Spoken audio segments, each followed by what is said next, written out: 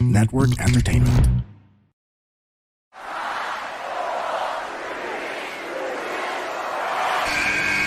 Who's ready for story time? What's going on? This is Xavier Woods, aka Austin Creed. Let me talk to you. Hello, WWE Universe in the Philippines. This is Charlotte. Hey everyone, this is Jeff Cobb. I have to finish the story. We are pretty deadly. Yes, boy. Yes, boy. Run! Bang! The sniper is shooting you down. This is TMDK's Robbie Eagles. Hey, this is the Cosmic Cactus, Paul London. Hello, my name is Ilya Dragunov, the Czar, the NXT champion, and you're listening to... And you're listening to... And you're listening... And you are listening... And you're listening to the Wrestling Podcast. The Wrestling Podcast. The Wrestling Podcast. The Wrestling Podcast. To the Wrestling Podcast. Yeah.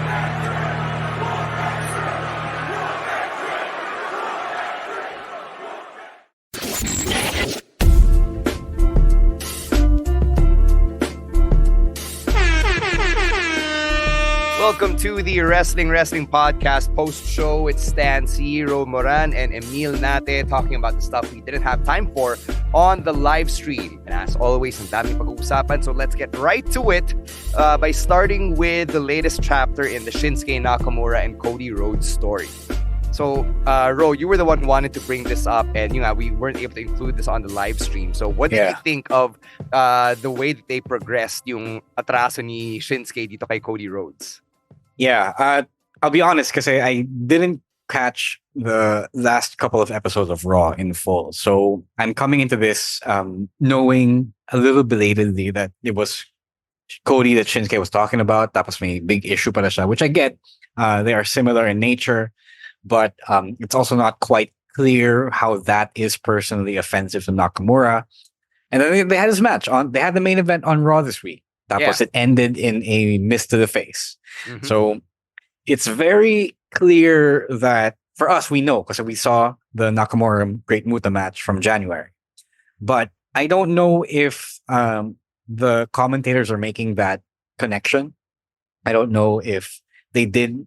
Diba, he did that with Seth. Diba? And right now, it all seems a little flat again. Like it feels like the momentum that Nakamura had from his heel turn nawala kasi it's not just the same. It's not Japanese Nakamura doing his thing. It's not brutal enough, not strong style enough, and the fact that he's losing doesn't help. So it doesn't feel like a final boss for Cody to me. I don't know about you guys, but I feel like Cody is wasting time yet again on another feud that they're not giving to Nakamura again. Because it's flat for everyone. And Nakamura doesn't feel fearsome, doesn't feel threatening.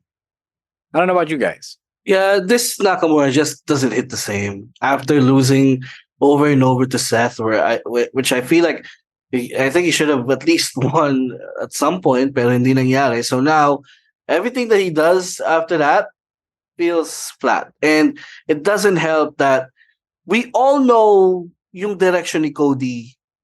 Alam na natin yung magiging direction ni Cody is. And we all know that this is simply just a stopgap to his journey to WrestleMania. The story, yeah. Yeah, like alam natin na pampalipas oras na ni Cody before the Rumble, right? Like we all know that this is what it is. Side quest. Yeah, it's a side quest before going back to the main story. So, and we all know Cody's probably going to go over at the end, and Shinsuke will lose more momentum yet again. So it's flat because we all know what's going to happen eventually. I feel like Cody worked Japan. He worked in JPW. And di sila nag-abot ni Nakamura at the time. But he knows the Japanese style. So I wish they got together and told themselves, we'll do a Japanese style match or the closest thing that we can do that in the WWE on Raw. And they didn't do that. It was just a WWE style match. So I didn't feel that Nakamura was threatening or fearsome or stiff. Diba? He just felt like another WWE heel. And I don't like that for Nakamura. So I saw that he still got it in the January 1 match. So there's something wrong here, and I don't know who to blame because I don't know who's responsible for Nakamura not really being Nakamura. Eto, question for you guys. Is the issue with the wrestling itself, like yung nga, To me, pointing out it yung is. style ni Nak, or is it the story being told? Kasi you also identified na Nakamura hasn't been the same since he kept losing to Rollins, and then parang medyo na-defang siya as a character. Yeah. Because in defanging him as a character, that's more of a function of the storytelling as opposed to the actual in-ring wrestling. It's both to me. Yeah. It didn't help that they're gonna natalo siya ni Seth, diba? Especially with the bad back. He knew about the back and then he still lost. So that's even worse. But to me also, it's because I know what he's capable of and I know how deadly the guy is in the ring. And then he's just not doing that. He hasn't done that since, I would say, the match with Sami Zayn nung Takeover Dallas, diba?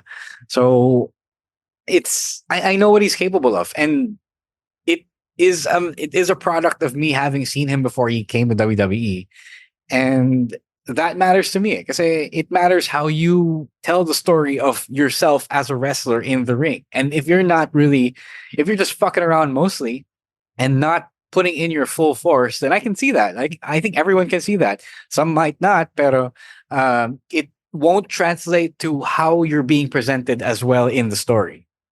You know, that's the thing. That's the sad thing about this is we know he has another gear to go. He's Shinsuke Nakamura. He's a Japanese legend. I've all seen him have these great matches over the years. So it's knowing that he has that another gear, pero nakita natin he doesn't go that far, that fast. It's sad. It's and it's a shame because I want Nakamura to be featured prominently on TV. I want him to have these big feuds. I want him to win championships. But when you see the in-ring product and because you know he can do more, parang you feel flat about it. Yeah, everything he does feels flat. All right. Kayo, let us know, mga kapodcast, what you think about this one. As always, it's at Wrestling2X on TikTok and on Twitter as we cross over to NXT. And boy, we got a lot of thoughts on some NXT stuff from the live stream and then this. We're going to start with Lexis King being a Clout-Chaser, and he basically admitted to it nung deadline after he lost to Carmelo Hayes. Talo siya, pero nakangiti pa rin siya, and then he grabbed the mic and then he said, "Thanks, man. Thanks for giving me the rub. This is what I really wanted." So it was kind of weird, especially if yung mindset mo as a fan is like, you guys are wrestlers. You're either wrestling for a bigger paycheck or to win championships. But happy ka na nasa card ka, talo ka naman, di ba? I mean, technically, malaki yung payday sa big event, sa PNP. Talo ka. Yeah, but you still gotta make payday. I mean, yeah. If he said, okay, I was making peanuts compared to this, I could buy that, but they're in NXT, so they're not making money as well. But I get it. It's WWE, different company. Maybe AEW, technically, that maybe on paper, in kayfabe, they don't pay them as much, especially when you're not a big star like John Moxley or Kenny Omega. So it's funny. I find it amusing because it's very self-aware. It's also pretty meta of him. As wrestlers, that's what we all want. As performers, we want the big spot on the big show. So if you get it, you get it. And I think they're able to do this now because a lot of people get that.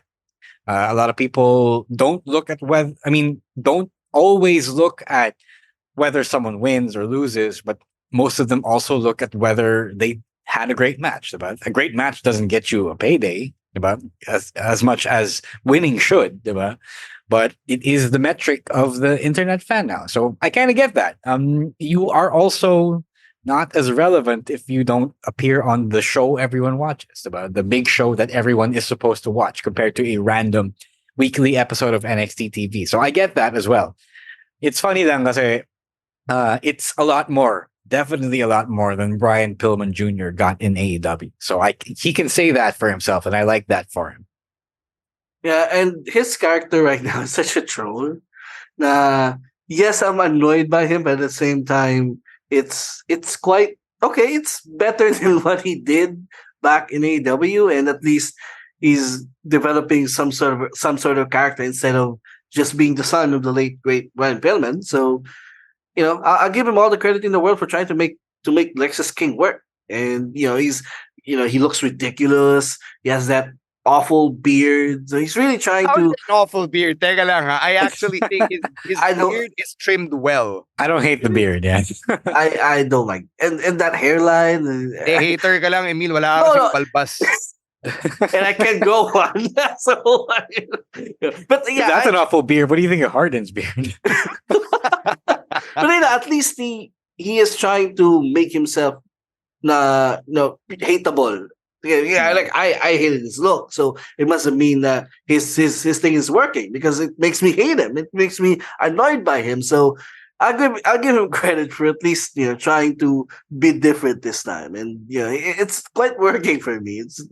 He's really annoying. He's really annoyed the hell out of me. Annoyed when he hit one of those breakout tournament. Trey Bearhill, that's his name. Yeah, he hit him with a chair and he inserted himself in a tournament. So it's working for me for some reason when it shouldn't.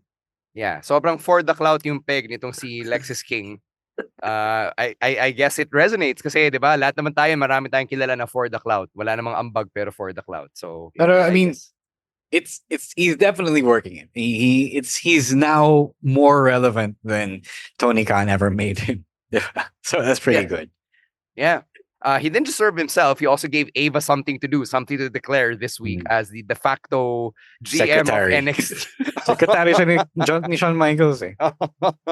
Sobrang labo pa rin nun, but okay.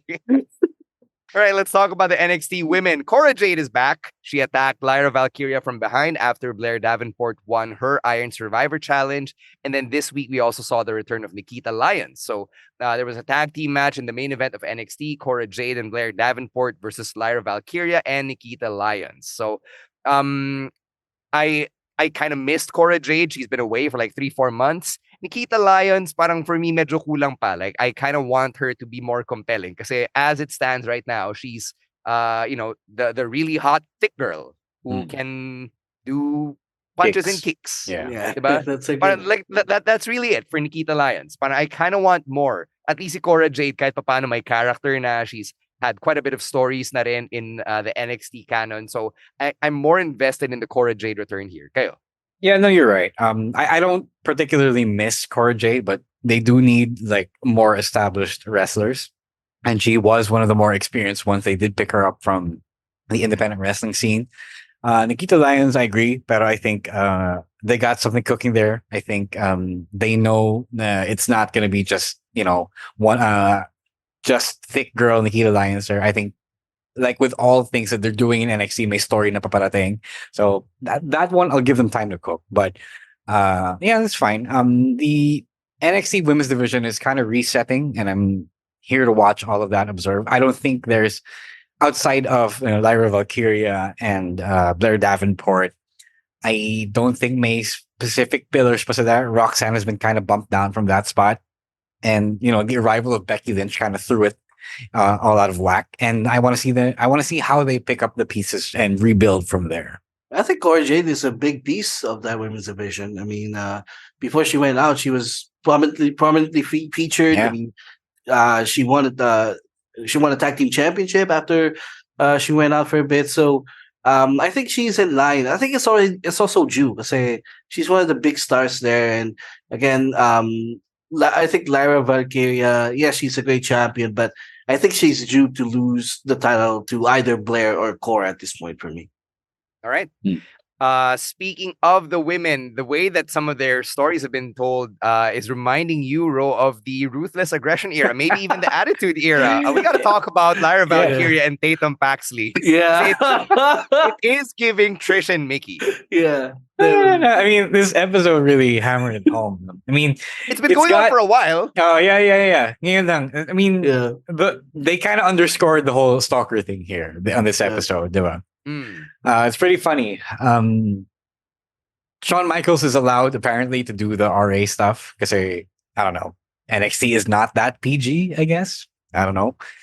It is really reminiscent of how it was back then. It's a little racier, it's a little wilder, a slightly bit more irreverent while still being, I think, in touch with Gen Z and millennial sensibility. So okay yan.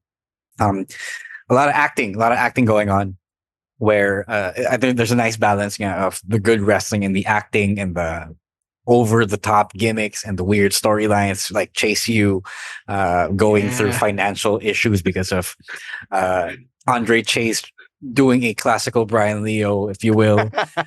So may mga ganun. It's funny. It's hilarious. They're just doing whatever they want to do. They are not really handcuffed by the pressures of winning number one on cable TV every Monday or winning number one on cable TV every Friday. Pretty fun.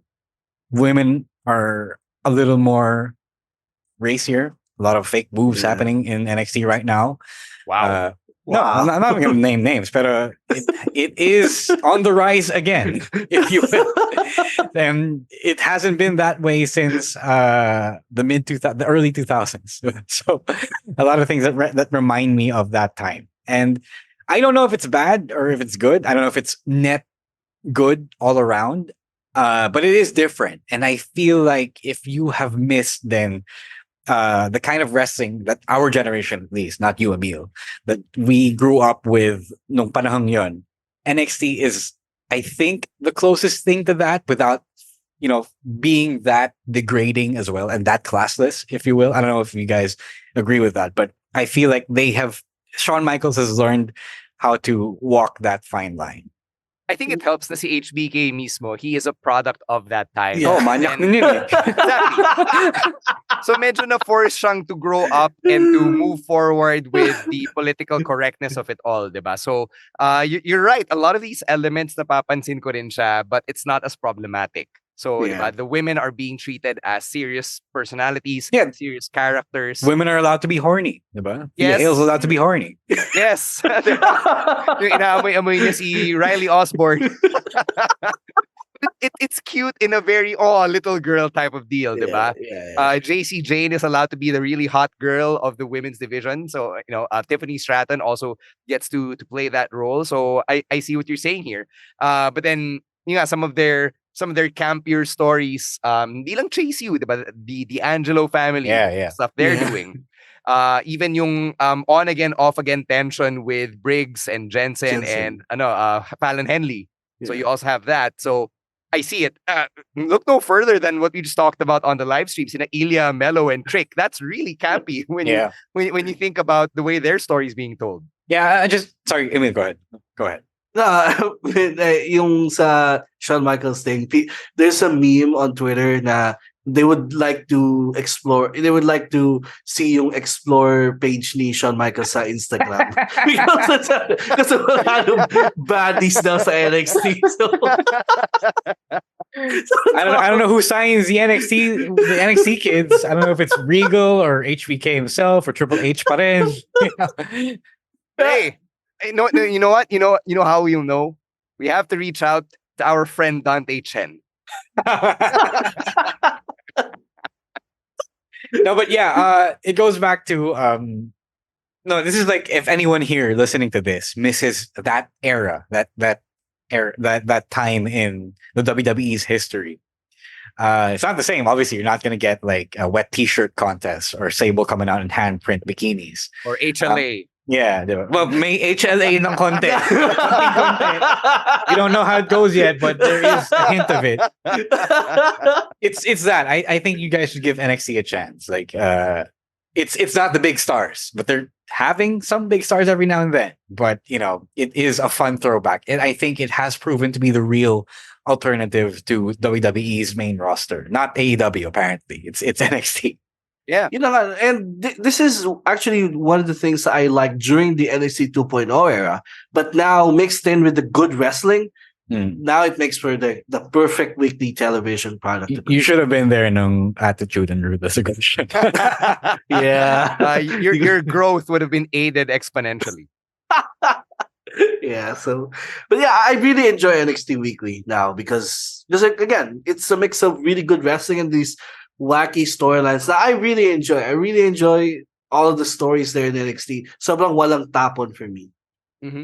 Not sponsored plug, not a paid plug, but I've been watching NXT on Blast TV the last couple of weeks. I've been watching it live, so masaya fun. Like, it's a good experience, very seamless naman. You use Converge, diba? You get it with Converge. Oh, right, I should check that out. Right. Yeah, it's free. It's free. Yeah. So, Ayun, plug namin. Plug namin. Yeah. I legit didn't know. I only looked it up once when I heard about it before, and then now you guys reminded me na, nga pala sa Converge nga to. I think Dude, all Globe 3 and shows, Con- Raw, SmackDown, and Yeah. NXT Yeah, live, yeah. and then on demand siya by like 11 p.m. or 10 Lord. p.m. Actually, earlier. Kasi kahapon, I watched NXT at like 8 p.m. So, Salamat, Dennis Uy. Yes. the good Dennis Uy. the not good the other guys. Dennis Uy. Unless anyone say na tinatraidor ko yung networks I work with, I work for WWE. So Yeah, I mean, this is legit. This is above board with WWE. Yes. Right? No, because like I dip my toes in different networks, right? Yeah. So like, unless anyone say I'm, Right. you know, na may ginagawa kong hindi legit. I work for WWE. I'm promoting WWE programming na legit in the Philippines. So, Right. Yeah. So, yeah, Blast TV, man. Heaven sent. Yeah. Anything else that we didn't get to on the live stream that you guys want to mention in the post show? No, I'm good. I think. Yeah, I'm good. I asked you guys if you wanted to, if there's anything else, but we're good. Yeah. It's a very non-newsworthy pero madami din tayo na pag-usapan. So I think that's a good week for wrestling. Yeah, I 100% agree. All right. We'll catch you guys on our audio-only Picks of the Week special sometime early next week. And then, like we said, nung live stream, December 21, we've got the live stream every Thursday and then yung big LA Night Christmas raffle. So kung wala pa rin kayong tickets, you can buy yours for as low as 100 pesos over on tinyurl.com/WWP Christmas raffle. You can win an authentic LA Night t-shirt, beanie, and a pair of wristbands from WWEshop.com. Again, tinyurl.com/WWP Christmas raffle. That's it for the Wrestling Podcast post show. On behalf of Emile Nate and RAW Moran, we'll see you on social media at Wrestling2XPod. We're out of here. Later, weirdos. Peace. The opinions of podcast creators, hosts, and guests are not necessarily reflective of the official stance of the Pod Network Entertainment, its hosts, or other network programs. The content created by the people behind the podcast is personal and not meant to harm any religion, ethnicity, group, organization, company, or individual.